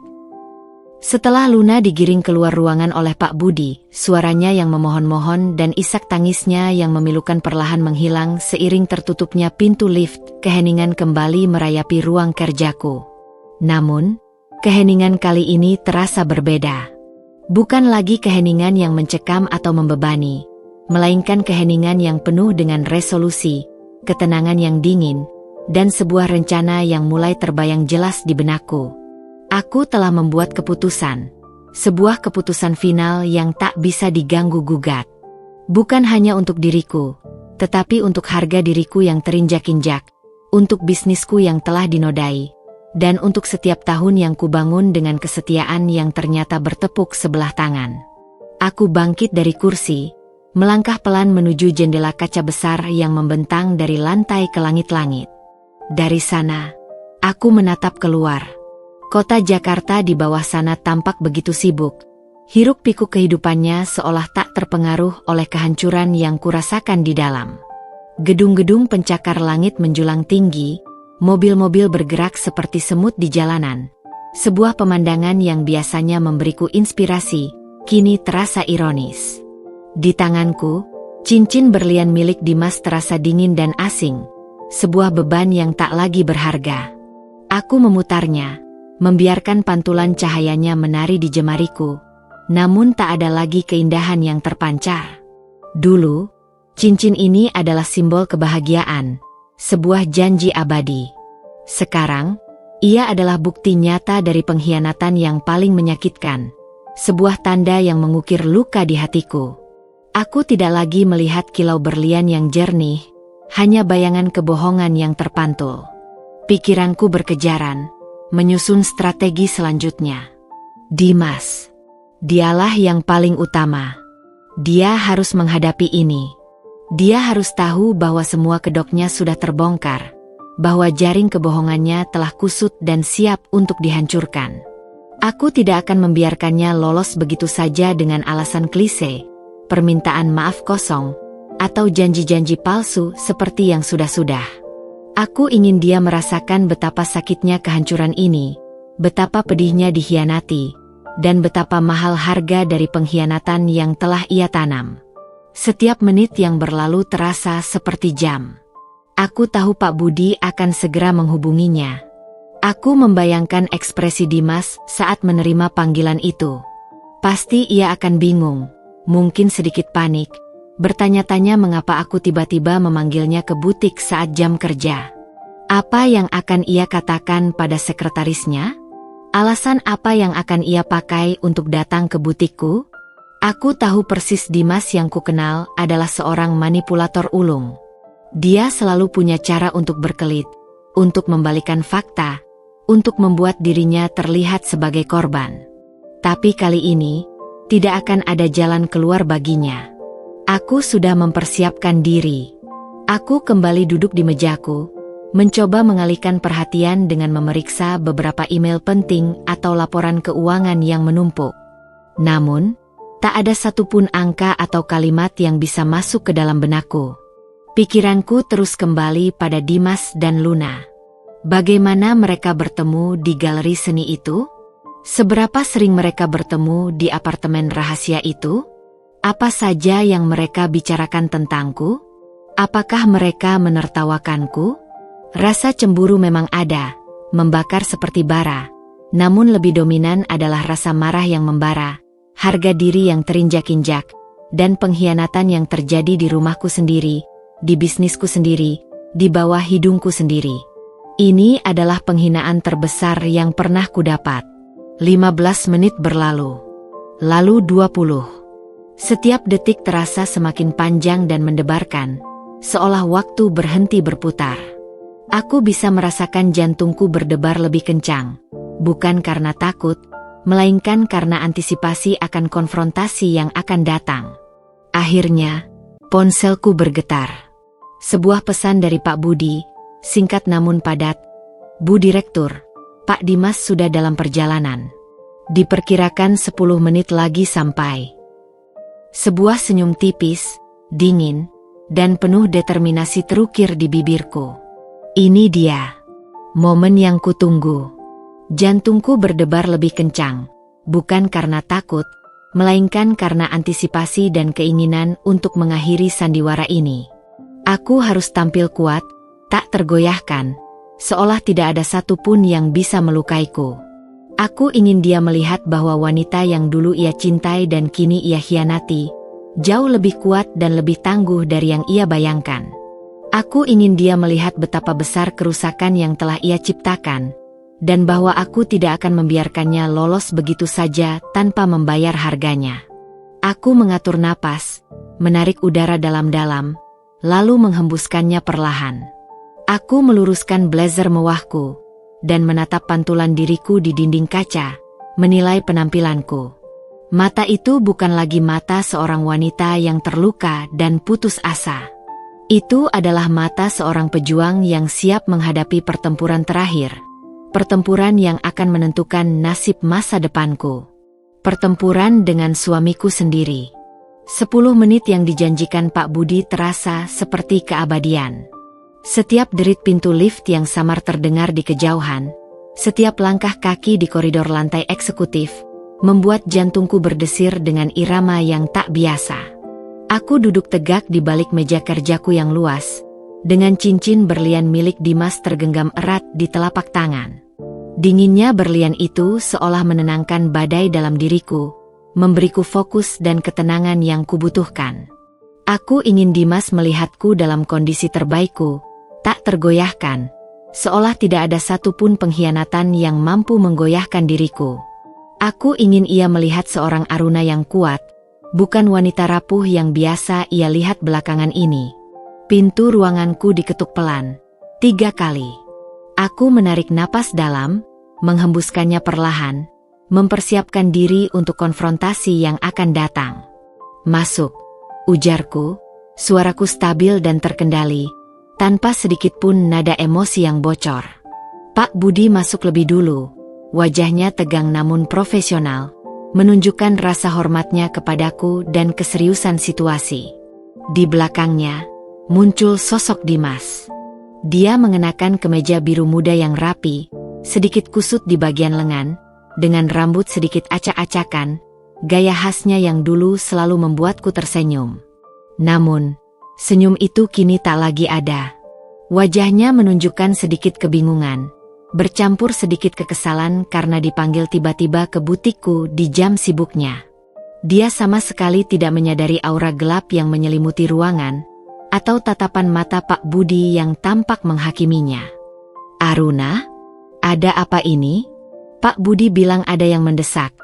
Tanyanya, suaranya sedikit meninggi, ada nada menuntut dan tidak sabar di sana, seolah ia adalah korban yang diganggu.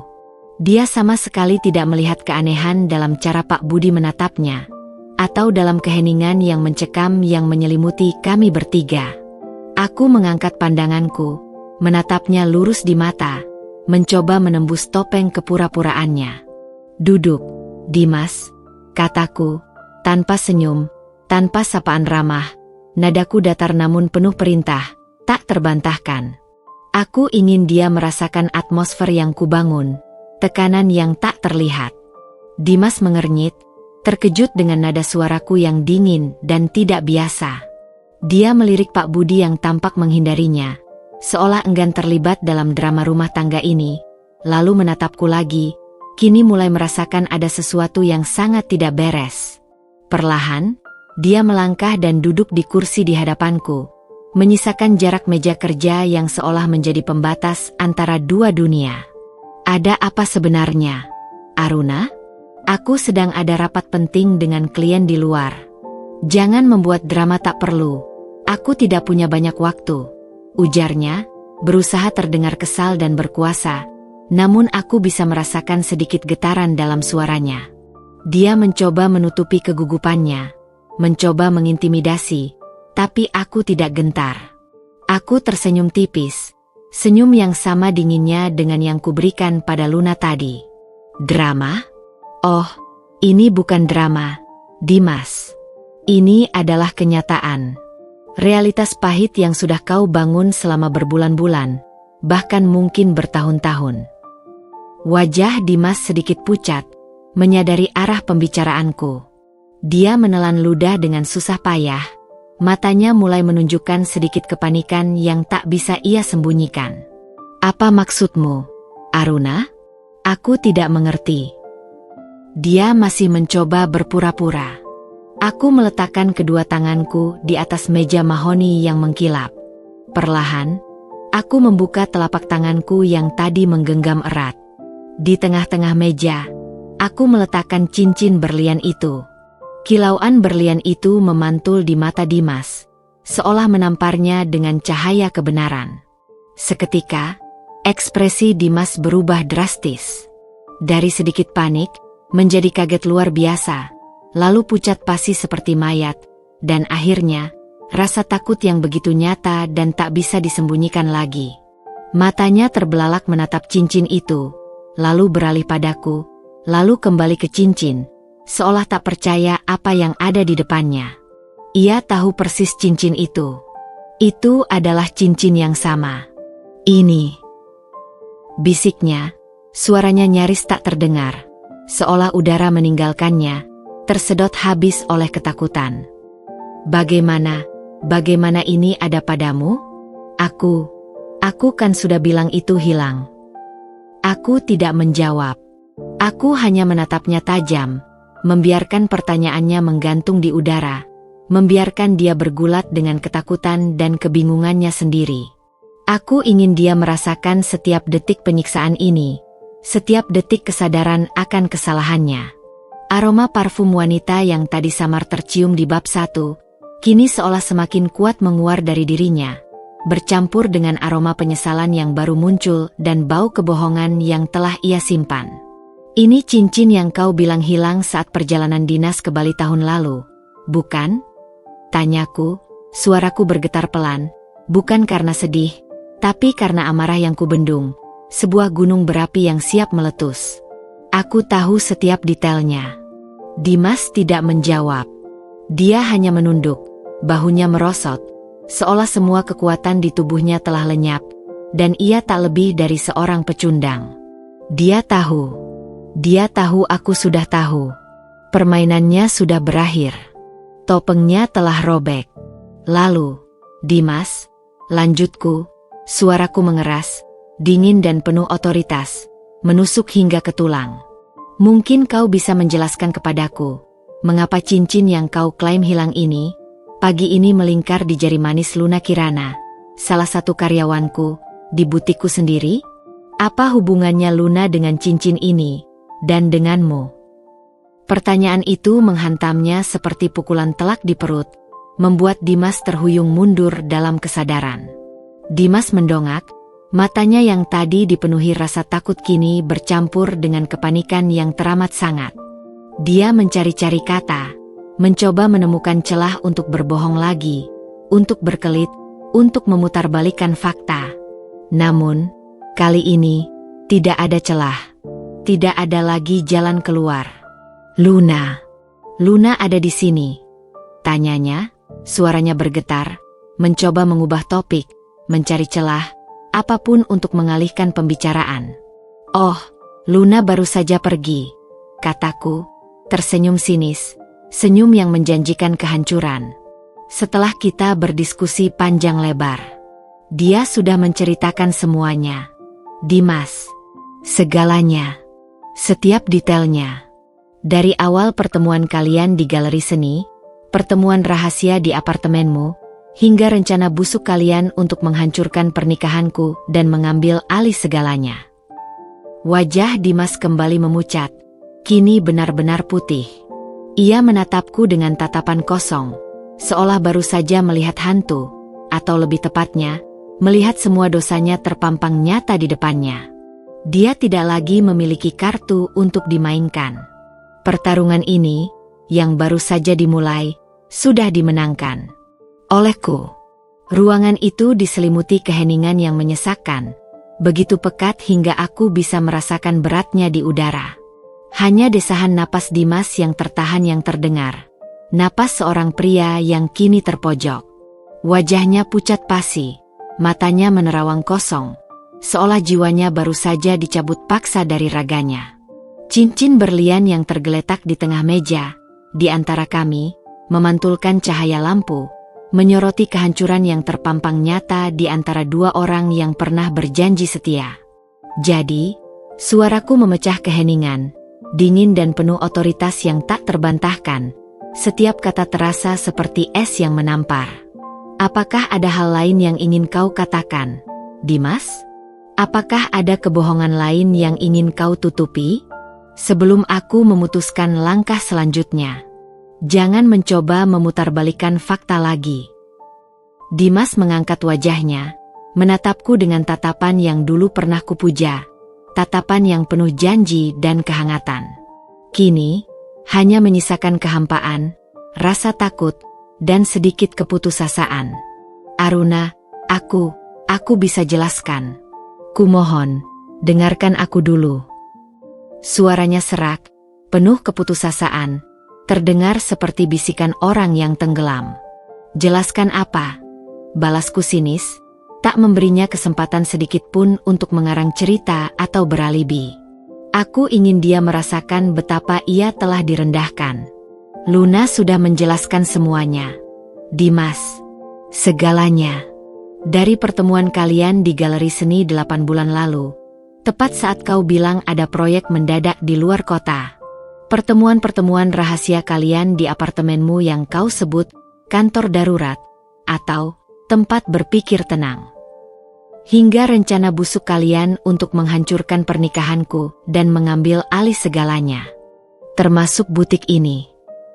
Aku sengaja menyebutkan detail-detail itu, satu persatu, menusuknya dengan fakta yang tak bisa ia bantah, melihat bagaimana setiap kata yang kuucapkan membuatnya semakin menciut.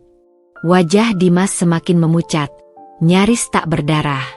Ia menunduk lagi, mengepalkan tangannya erat di atas paha, seolah mencoba menahan gemuruh di dalam dirinya. Aku minta maaf, Aruna.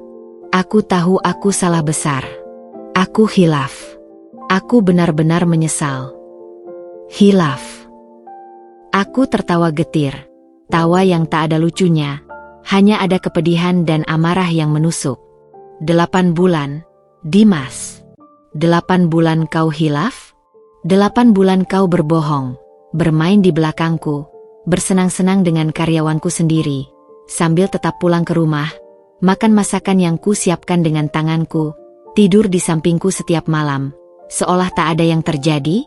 Itu bukan khilaf, Dimas. Itu namanya pengkhianatan yang terencana, sebuah kebohongan sistematis yang kau bangun dengan sengaja. Aku bangkit dari kursi, melangkah perlahan mengelilingi meja, mendekat ke arahnya.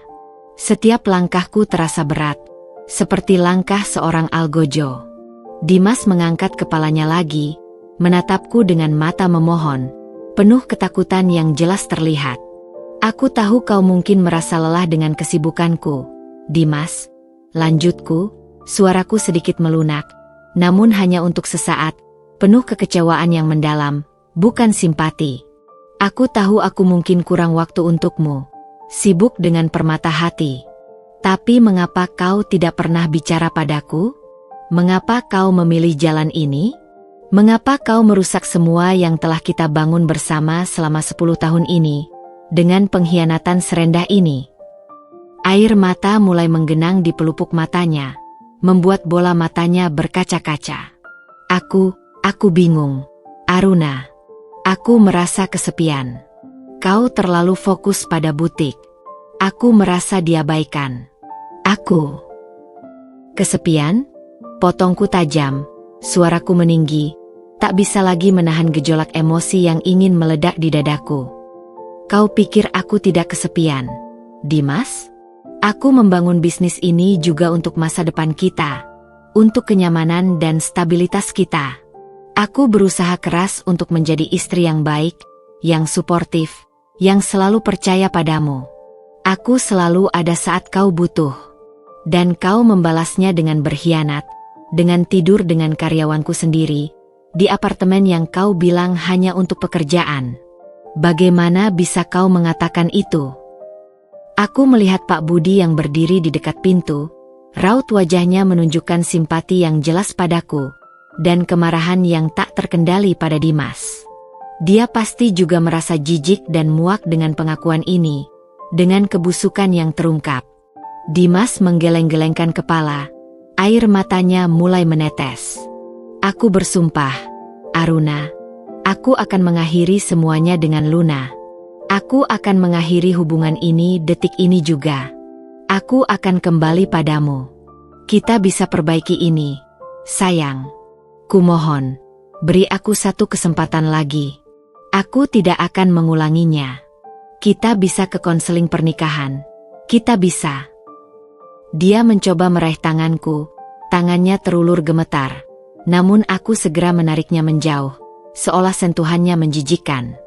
Terlambat, Dimas, kataku. Suaraku kini kembali dingin dan tegas, tanpa keraguan sedikit pun, seolah memotong semua harapannya. Kesempatan itu sudah kau buang jauh-jauh. Bukan hanya satu, tapi berkali-kali. Aku sudah mengambil keputusanku, dan tidak ada jalan kembali. Aku mengambil cincin berlian itu dari meja, menggenggamnya erat, merasakan beratnya kebenaran yang terkandung di dalamnya. Cincin ini, kataku, mengangkatnya di hadapan Dimas, membiarkan kilauannya menyilaukan matanya yang basah, adalah simbol dari kehancuran yang kau ciptakan. Simbol dari kebohongan dan pengkhianatanmu. Dan cincin ini tidak akan pernah lagi melingkar di jari siapapun yang telah mengkhianatiku. Apalagi di jari seorang wanita yang telah menghinaku di butikku sendiri.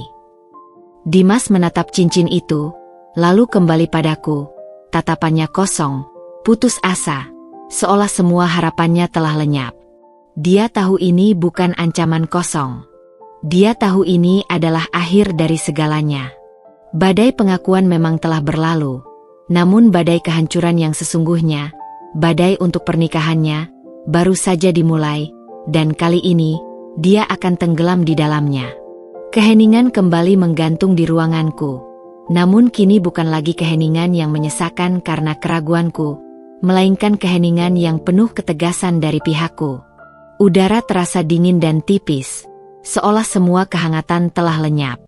Dimas masih duduk di hadapanku, terpuruk, menatap kosong kemeja di antara kami.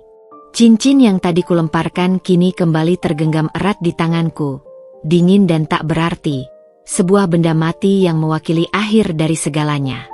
Aku sudah mendengar cukup banyak kebohongan dan penyesalan palsu yang keluar dari mulutnya. Kini saatnya untuk bertindak, tanpa menunda, tanpa keraguan. Dimas, suaraku memecah keheningan, terdengar lebih berat dari sebelumnya. Seperti putusan hakim yang tak bisa diganggu-gugat. Aku tidak akan membahas lagi apa yang sudah terjadi. Semua sudah jelas, terkuak tanpa perlu kau berdalih lagi. Luna sudah dipecat. Dan untukmu. Aku menarik napas dalam, merasakan setiap sel di tubuhku mengencang, mempersiapkan diri untuk kata-kata yang akan kuucapkan. Aku ingin kau pergi dari rumah kita malam ini juga. Tinggalkan semua barang-barang pribadimu dulu. Aku akan mengurusnya nanti, setelah aku punya waktu dan tenaga untuk melihat setiap barang yang kau tinggalkan. Dimas mengangkat kepalanya, matanya membelalak kaget, seolah baru saja disambar petir. Wajahnya yang pucat kini semakin memutih. Pergi? Aruna, kau serius? Kita bisa bicara baik-baik. Kita bisa ke konseling. Kita bisa mencari mediator. Kumohon, jangan seperti ini, jangan mengambil keputusan sepihak. Suaranya terdengar panik dan memohon, seperti seorang anak kecil yang takut dihukum. Tidak ada lagi pembicaraan. Dimas, potongku tegas, tanpa jeda. Semua kesempatan itu sudah lewat. Kau buang sia-sia selama 8 bulan ini. Ini bukan permintaan, ini ultimatum. Aku tidak bisa lagi hidup di bawah satu atap denganmu setelah semua pengkhianatan ini. Setiap sudut rumah itu kini terasa menjijikkan karena bayang-bayang kebohonganmu, karena jejakmu dan wanita itu. Ia mencoba bangkit dari kursinya, tangannya terulur seolah ingin meraihku, namun aku mengangkat tanganku, mengisyaratkan agar ia tetap duduk. Mataku mengunci matanya, tak memberinya ruang untuk bergerak. Duduk, Dimas. Belum selesai. Ada beberapa hal lagi yang perlu kau dengar. Aku kemudian menoleh pada Pak Budi, yang sejak tadi berdiri diam menyaksikan. Raut wajahnya menunjukkan kesetiaan kepadaku dan kejijikan pada Dimas. Pak Budi, tolong siapkan 2 orang staf kepercayaan kita, yang paling bisa diandalkan dan diskret. Aku ingin mereka ikut Dimas ke rumah malam ini, memastikan dia hanya membawa barang pribadi yang esensial, seperti pakaian dan kebutuhan dasar. Dan yang terpenting, pastikan tidak ada dokumen atau aset penting perusahaan, atau bahkan aset pribadi milikku, yang dibawa keluar. Pastikan juga semua kunci rumahku yang ada padanya diambil, kunci mobil, kunci apartemenmu, semuanya. Dimas terkesiap, seperti terkena sengatan listrik. Wajahnya kembali menunjukkan kepanikan yang teramat sangat. Aruna, kau tidak perlu sejauh itu. Kau pikir aku pencuri? Aku tidak akan mencuri apapun. Ini keterlaluan. Ia berusaha protes, suaranya meninggi. Aku tidak bisa lagi mempercayaimu, Dimas, jawabku dingin, tanpa sedikit pun keraguan. Setelah apa yang terjadi, setelah semua kebohongan yang kau rajut, kepercayaan itu sudah hancur lebur, tak tersisa sedikit pun. Aku tidak akan mengambil risiko. Ini demi kebaikan bersama, agar tidak ada pihak yang merasa dirugikan lebih jauh dari ini. Aku menatapnya dengan tatapan tajam, tanpa emosi, sebuah tatapan kosong yang menusuk jiwanya. Mulai besok pagi, aku akan menghubungi pengacaraku. Aku ingin proses perceraian kita segera diurus. Kata-kata itu meluncur dengan tegas, final, tak ada celah untuk negosiasi. Dampak dari kata-kataku itu terasa lebih parah dari tamparan manapun. Wajah Dimas semakin pucat pasi, kini berubah menjadi abu-abu. Dia terlihat seperti pria yang baru saja dijatuhi hukuman mati, atau mendengar kabar buruk yang paling menghancurkan dalam hidupnya. Perceraian? Aruna, kumohon, jangan lakukan ini. Kita punya masa lalu, kita punya banyak kenangan, kita bisa memperbaikinya. Suaranya pecah, penuh keputusasaan yang nyata. Masa lalu kita sudah kau hancurkan, Dimas. Kataku, suaraku sedikit bergetar karena emosi yang kubendung, namun aku segera menguasainya. Masa lalu kita tercemar oleh setiap kebohonganmu, oleh pengkhianatanmu yang menjijikkan dengan karyawanku sendiri, di butikku. Aku tidak bisa lagi melihatmu dengan cara yang sama. Setiap kenangan yang kita miliki kini terasa pahit, tercemar oleh bayang-bayang Luna. Aku kemudian mengambil ponselku lagi, membuka galeri. Aku menekan sebuah foto dan memutarnya ke arahnya, memastikan ia bisa melihatnya dengan jelas. Itu adalah foto yang kuambil dari kamera pengawas di lobi apartemen Dimas, beberapa minggu yang lalu, saat aku secara iseng memeriksa kamera karena rasa curiga yang baru tumbuh, dan menemukan rekaman yang mengerikan itu. Di sana, tampak Dimas dan Luna masuk bersama, tertawa lepas, dengan tangan Dimas merangkul erat pinggang Luna. Senyum lebar Dimas di foto itu terasa seperti luka menganga di dadaku, sebuah bukti yang tak terbantahkan.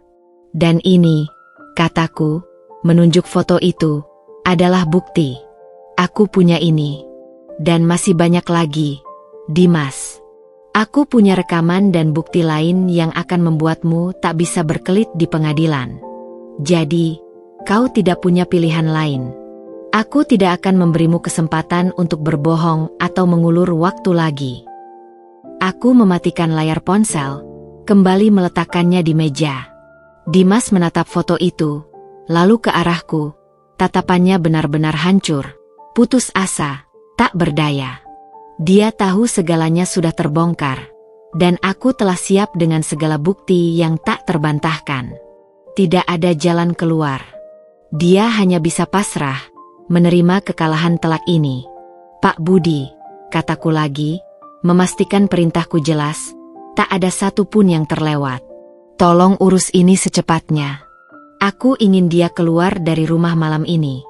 Dan besok pagi, aku ingin pengacaraku mendapatkan jadwal untuk bertemu dengan Anda, serta semua data yang relevan tentang Dimas terkait Permata Hati, termasuk kontrak kerjanya sebagai konsultan arsitek, dan setiap aset perusahaan yang mungkin pernah ia kelola.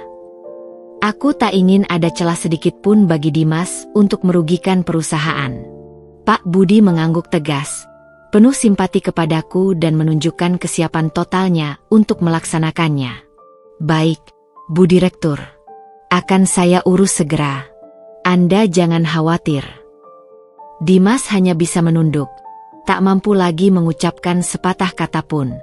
Bayangan pengkhianatan yang telah ia sembunyikan dengan rapi selama berbulan-bulan, kini terpampang nyata di depannya, menghancurkan hidupnya sendiri, persis seperti yang telah ia lakukan pada hidupku dan kehormatan pernikahanku. Ini adalah awal dari pertempuran baru, yang jauh lebih besar. Ruanganku terasa hampa dan kosong setelah Dimas dan Pak Budi keluar. Suara pintu lift yang menutup perlahan menggemakan kesunyian yang tiba-tiba melanda. Keheningan kali ini bukan lagi tentang ketegangan yang membebani atau kemarahan yang membara, melainkan tentang kehampaan yang dalam, sebuah kekosongan yang menganga di dalam diriku. Pertarungan verbal sudah usai, kebenaran telah terungkap dengan begitu menyakitkan, dan keputusan tegas telah diambil. Namun, di balik semua ketegasan dan kekuatan yang tadi kutunjukkan, ada luka menganga yang kini terasa perih, seperti sayatan tajam yang baru saja dibiarkan terbuka.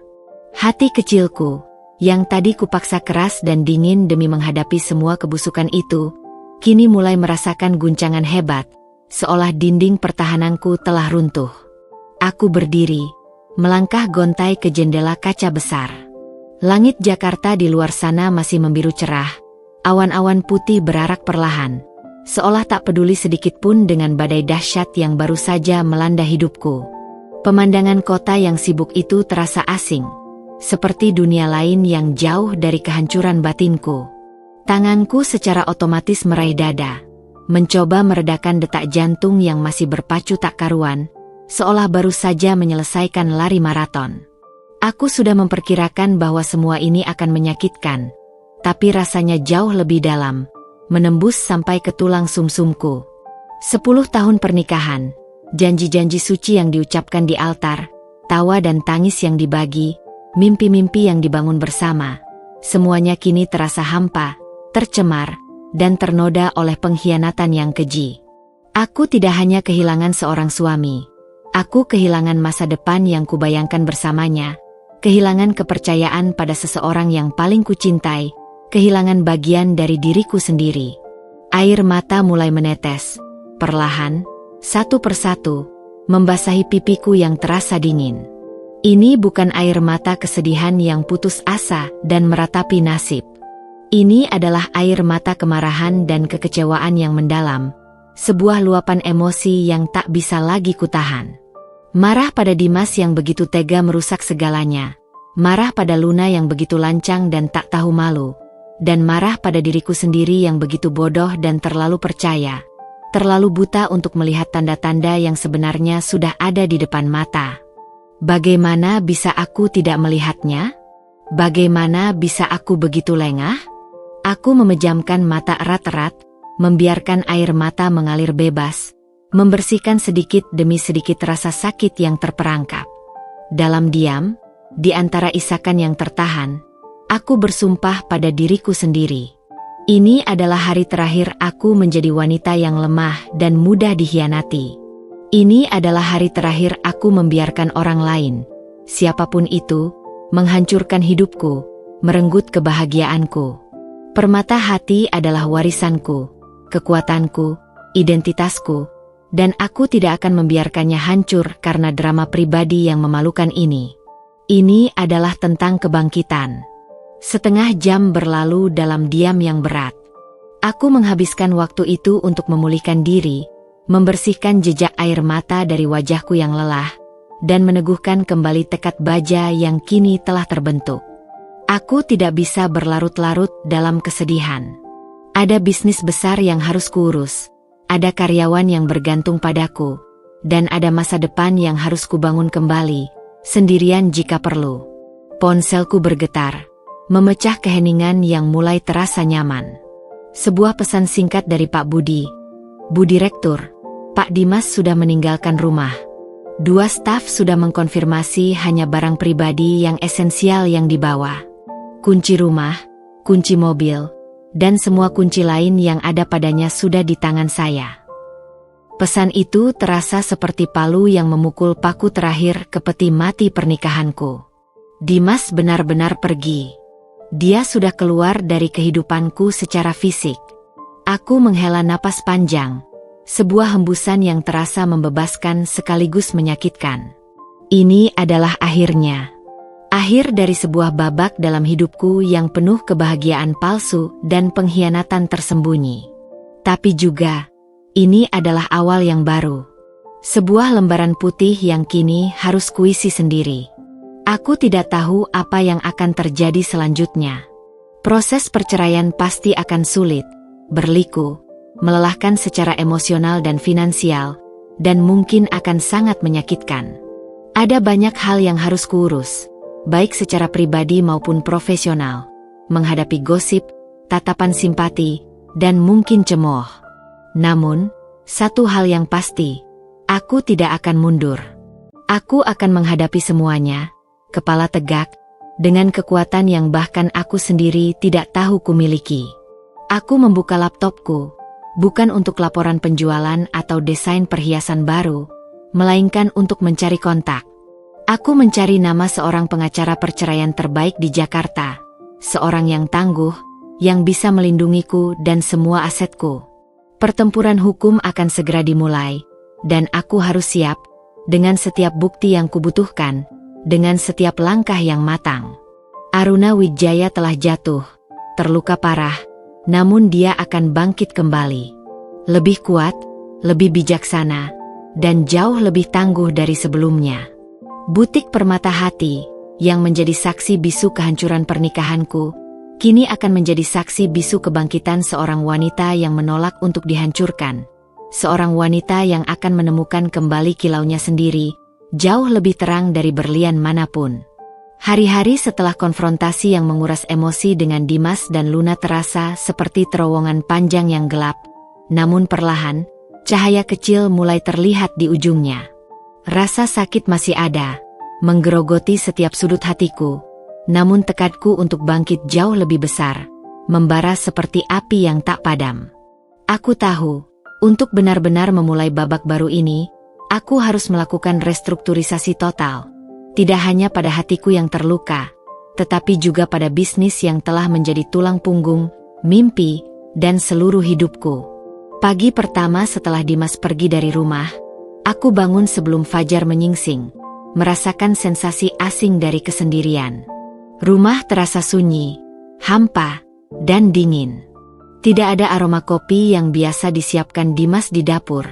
Tidak ada suara langkah kakinya yang berat atau siaran berita pagi dari televisi.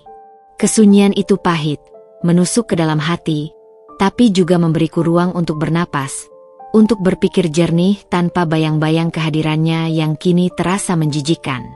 Aku menghabiskan waktu dengan bermeditasi singkat, mencoba menenangkan pikiran dan emosi yang masih bergejolak, membimbing diriku kembali ke pusat ketenangan. Begitu matahari terbit, memancarkan sinarnya yang lembut, aku langsung bertindak. Ponselku menjadi senjata pertamaku.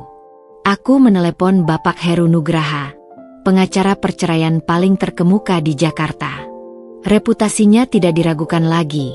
Tangguh, detail, tidak kenal kompromi, dan memiliki rekam jejak kemenangan yang mengesankan dalam kasus perceraian berprofil tinggi. Ia dikenal sebagai penyelesai di kalangan elit.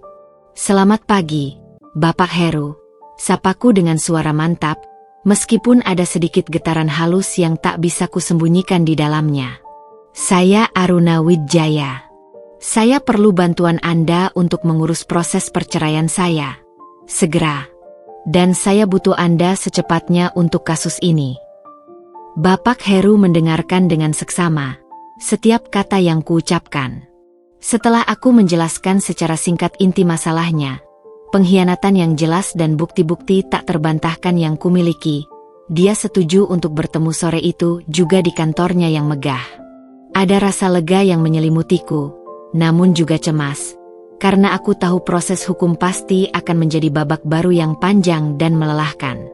Setelah panggilan penting itu, aku langsung menuju butik.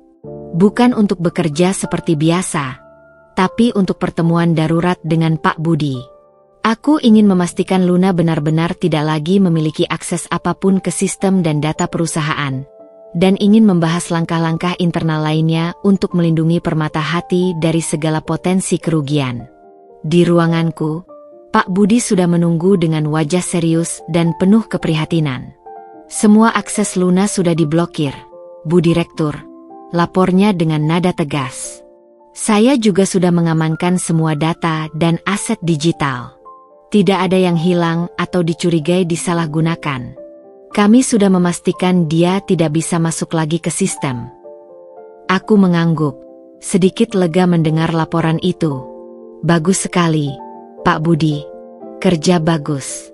Sekarang, saya ingin Anda segera mencari pengganti untuk posisi Luna. Seseorang yang kompeten, dengan pengalaman yang cukup di bidang ini, dan yang paling penting, bisa saya percaya sepenuhnya, memiliki integritas tinggi. Saya tidak ingin lagi ada pengkhianatan di tim kita." Aku tahu ini akan sulit, karena Luna adalah salah satu staf terbaikku dalam penjualan. Tapi bagiku, integritas dan loyalitas jauh lebih penting dari sekadar angka penjualan. "Tentu, Bu. Saya akan segera memprosesnya. Kami akan melakukan seleksi ketat," jawab Pak Budi, memahami prioritas. "Dan satu hal lagi," lanjutku, suaraku merendah, menunjukkan betapa sensitifnya topik ini. "Saya ingin Anda mulai memantau semua kontrak kerja dan proyek yang melibatkan Dimas di Permata Hati." "Bagaimana dengan hak asuh dan harta Gonogini?" tanyaku. Itu adalah salah satu kekhawatiranku yang terbesar. Aku tidak ingin Dimas mengambil keuntungan dari kekayaan dan kerja kerasku yang sebagian besar adalah hasil jerih payahku sendiri. Bapak Heru tersenyum tipis, sebuah senyum penuh keyakinan. "Mengingat tidak ada anak dalam pernikahan Anda, isu hak asuh tidak akan menjadi masalah. Untuk harta Gonogini, kita akan mengajukan pembagian harta berdasarkan kontribusi masing-masing selama pernikahan. Dengan bukti bahwa Permata Hati adalah bisnis yang Anda bangun dari nol dengan modal awal pribadi, dan Dimas hanya berperan sebagai konsultan lepas dengan penghasilan tetap, bukan sebagai pemilik atau pemodal utama, kita punya argumen sangat kuat untuk melindungi sebagian besar aset bisnis Anda, Bu Aruna." "Dan apartemennya?" tanyaku. "Apartemen di Sudirman Residence itu, yang dia gunakan untuk bertemu Luna. Apakah itu juga bisa dipermasalahkan? Jika apartemen itu dibeli sebelum pernikahan atau atas namanya sendiri, itu akan menjadi harta bawaan dan secara hukum lebih sulit untuk disentuh. Namun, jika ada kontribusi finansial Anda setelah pernikahan, baik secara langsung maupun tidak langsung, misalnya, melalui pembayaran cicilan atau renovasi dari harta bersama, kita bisa perjuangkan porsinya. Yang jelas, kita akan mengupayakan agar Dimas tidak mendapatkan bagian yang tidak semestinya dari aset Anda, terutama dari Permata Hati yang merupakan karya hidup Anda." Bapak Heru menjelaskan dengan tenang, namun tegas, tanpa basa-basi. Saya juga akan segera mengirimkan surat pemberitahuan resmi kepada Dimas mengenai gugatan ini dan meminta dia untuk menunjuk kuasa hukumnya. Saya perkirakan dia akan terkejut dan mungkin mencoba melakukan negosiasi di luar pengadilan terlebih dahulu. Aku mengangguk, merasa sedikit lebih tenang karena memiliki seorang ahli di sisiku. Baiklah, saya ingin ini selesai secepatnya, Pak Heru. Saya ingin memulai hidup baru. Saya akan berusaha semaksimal mungkin, Bu Aruna, jawabnya, menatapku dengan keyakinan yang menular. Tapi Anda harus siap. Proses perceraian, terutama dengan kasus perselingkuhan yang melibatkan reputasi, bisa menjadi sangat emosional, melelahkan, dan bahkan kotor. Dimas mungkin akan mencoba melakukan perlawanan, atau bahkan fitnah untuk menyelamatkan reputasinya. Anda harus tetap kuat, mental Anda harus sekuat baja. Aku menarik napas dalam, merasakan udara dingin memenuhi paru-paruku. Saya siap, Pak Heru. Saya sudah terlalu lelah untuk tidak berjuang. Ini adalah pertarungan untuk kebebasan dan martabat saya. Pertemuan berakhir dengan kesepakatan bahwa Bapak Heru dan timnya akan segera bekerja, menyusun gugatan, dan menyiapkan semua dokumen yang diperlukan. Saat meninggalkan kantornya, aku merasakan perpaduan antara ketakutan akan hal yang akan datang, namun juga kelegaan yang besar. Langkah ini adalah langkah besar, langkah yang akan mengubah segalanya. Perang hukum telah dimulai, dan aku siap untuk menghadapinya. Apapun risikonya, apapun harga yang harus kubayar. Hari-hari berikutnya di permata hati terasa aneh. Kabar pemecatan Luna menyebar cepat, diikuti bisik-bisik tentang kepergian Dimas. Aku bisa merasakan perubahan suasana. Ada rasa takut, rasa ingin tahu, tapi juga hormat yang baru. Aku bekerja lebih keras, menunjukkan bahwa bisnis ini tetap kuat di bawah kendaliku. Pak Budi menjadi tangan kananku yang tak tergantikan, mengurus semua detail internal dan mempersiapkan data untuk pengacaraku. Beberapa staf tampak canggung, tak yakin bagaimana harus bersikap. Aku memutuskan untuk bersikap profesional dan fokus. Ini adalah waktunya untuk memperkuat permata hati, bukan untuk berlarut dalam drama. Aku tahu Dimas pasti akan segera merespons gugatan cerai, dan perang sesungguhnya baru akan dimulai di luar butik ini.